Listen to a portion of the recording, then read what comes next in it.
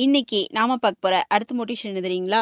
குறுகிய காலத்துக்கு சந்தோஷமாக இருக்க விரும்பினால் பழிதீர்த்துக்கொள். எப்பொழுதும் மகிழ்ச்சியாக இருக்க விரும்பினால் அனைவரையும் மன்னித்து விடு. நம்ம சின்ன வயசுல படிப்போம். அப்போ வேலைக்கு போற இடத்துல, வீட்டுக்கு பக்கத்துல நம்மளோட முன்னேற்றத்த பார்த்து பொறாமப்படுறவங்க நெறைய பேர் இருப்பாங்க. அப்போ நம்மள மாட்டி வைக்கிறதுக்கு எல்லா விதத்துலயும் நம்மள பழிவாங்கன்னு ரெடியா தான் இருப்பாங்க. அது நடந்துட்டும் இருக்கும். ஆனா, நம்ம என்ன நெனச்சுக்குவோம், நம்மள பழி வாங்குறாங்கன்னு தெரியும். நம்ம என்ன பண்ணுவோம், திருப்பி எவ்வளோ நாளைக்கு நம்ம பொறுமையாவே இருப்போம். அப்போ கரெக்டான சந்தர்ப்பத்தில நம்மள போய் அவனுக்கே தெரியாம அவன் வழியிலே போய் நம்ம மாட்டி விட்டுருவோம்.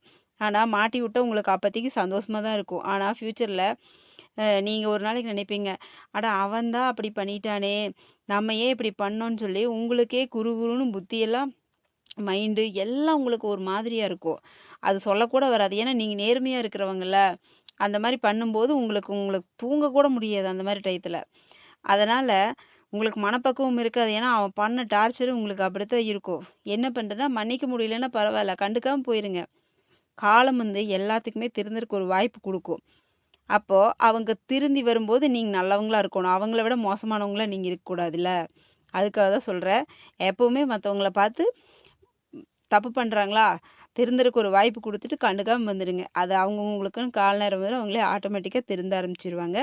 நீங்க அதுக்காக அவனுக்கு பதில் குடுக்குறேன்னு உங்க லைஃப் வேஸ்ட் பண்ணிறாதீங்க. உங்களுக்கு நெறைய இருக்குது வேல. புரியுதுங்களா? அவங்கள பழிவாங்குற டயத்துல நாம எத்தனையோ வேல செய்யலாம். புரியுதுங்களா?